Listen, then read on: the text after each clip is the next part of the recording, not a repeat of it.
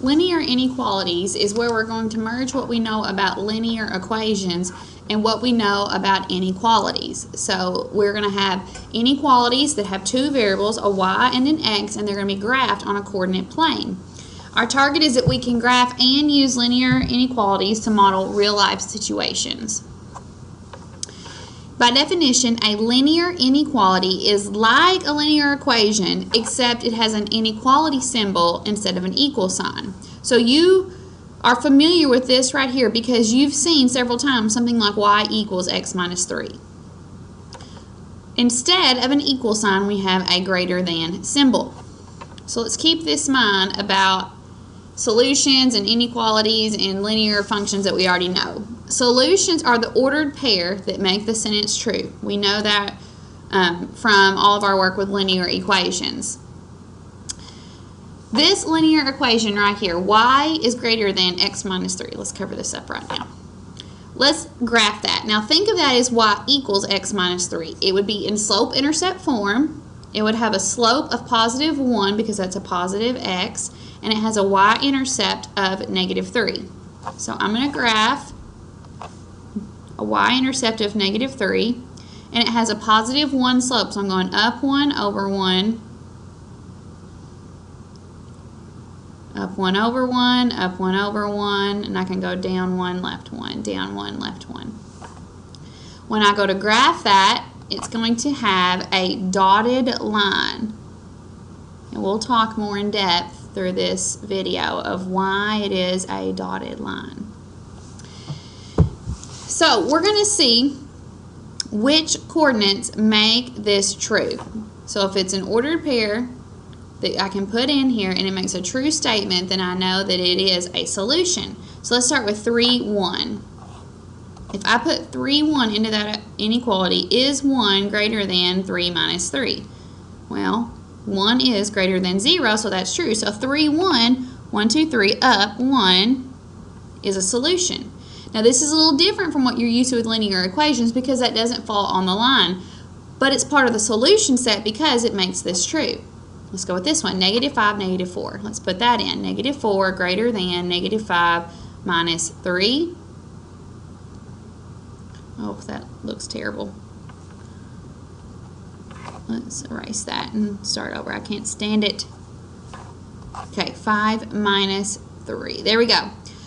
Negative 4, is that greater than negative 5 minus 3? That's negative 8. That is a true statement. So negative 5, negative 4, 1, 2, 3, 4. 5 down, 1, 2, 3, 4. This is also a solution. So this one's a check, this one's a check. Let's come down here to negative 2, negative 7. Put that in there. Negative 7 greater than negative 2 minus 3. Negative 7, is that greater than? That would be negative 5, and that is a no. Negative 7 is not greater than negative 5. That would have been plotted at negative 2 down 1, 2, 3, 4, 5, 6, 7. It would have been down here, and this is a no area. Positive 5, negative 3. Let's put that in. Negative 3 greater than 5 minus 3. Negative 3, 5 minus 3 is 2. That is not a true statement, so that one is also a no. Positive 5, 1, 2, 3, 4. 5 down, or I'm sorry, yeah, down. 1, 2, 3, right here. So right there is also a no. What you will see about inequalities is anything above this line would make a true statement. To show that it's anything above that line, we shade above the line. Now you may have already thought about this before I pointed it out. Think about that inequality symbol. It's greater than. Without having to check all these solutions, I can tell that I'm going to shade above because it's greater than. It is above the line. If that would have been y is less than x minus 3, I would have shaded below the line. So remember this from just regular inequalities like a is less than 9. And by the way, you don't have to write this part here.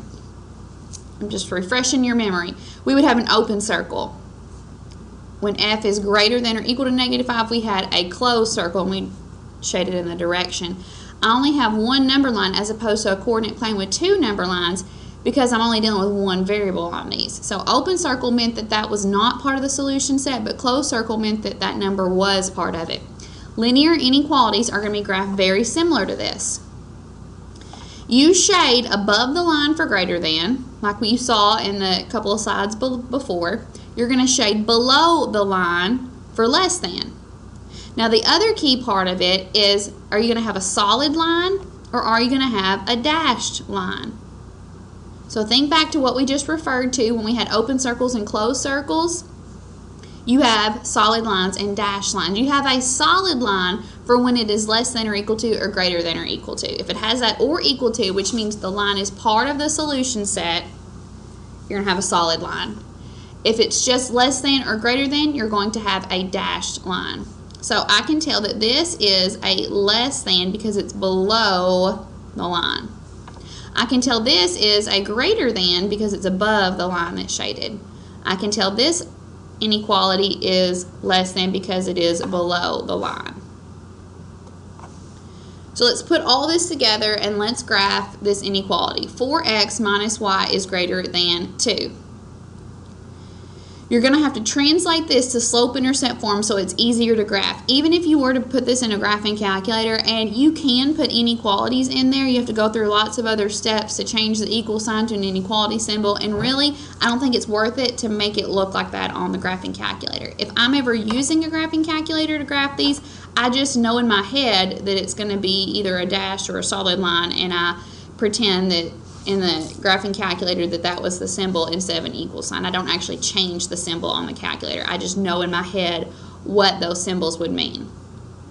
So when you change that to slope-intercept form, meaning I'm wanting to get y by itself there, so you would subtract 4x on both sides. Oops, there we go. I'm going to pretend like those blue words aren't there. You would have negative y is greater than negative 4x plus 2. And then you would have to multiply both sides by negative 1 to make that a positive y. Oh, looky there. I was going to do that below.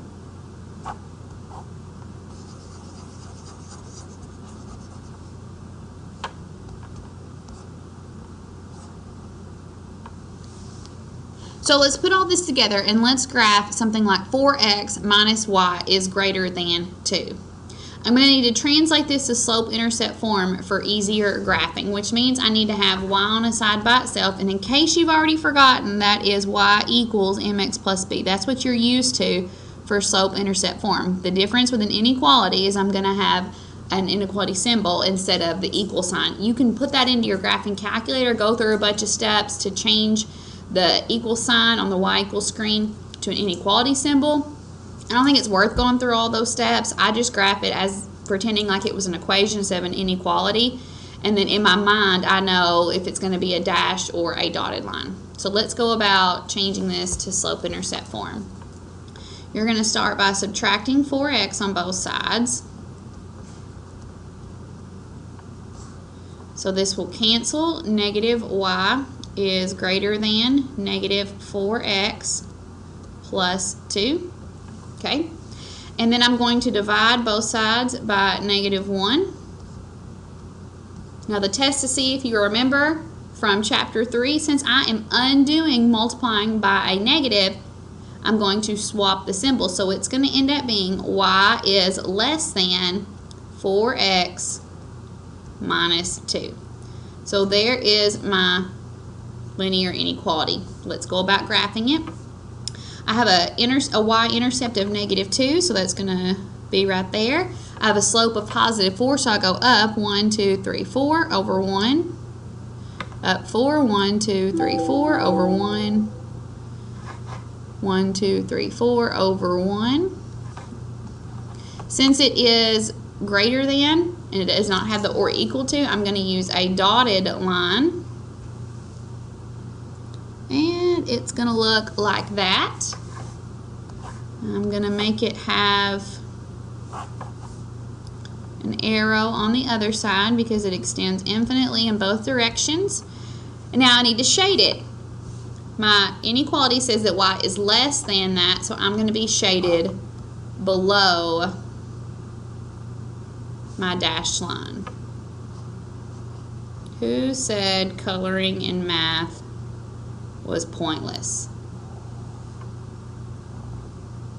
There you go. When you're real bored, you could like get real colorful with this. And for you people that could care less about color, just take your pencil and lightly shade on that side to show that all of those are solutions. Now that we have it grabbed, let's check to make sure that these actually include our solutions.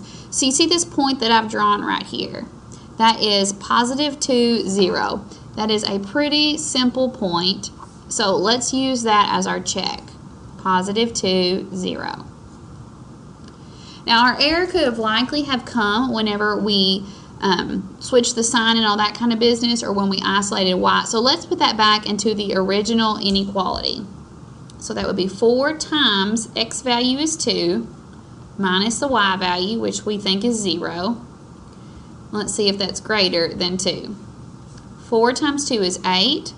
8 minus 0 is 8, and 8 is greater than 2. So that solution, that coordinate right there, it makes the sentence true. So that verifies that it is a solution to the equation. I could put any of these other coordinates that are a part of that yellow shaded in part, and it would also make that inequality true. It's a good skill to do that in your head. Pick a simple coordinate like I did. 2 zeros, pretty simple to put back in there until you get pretty proficient at graphing these linear inequalities.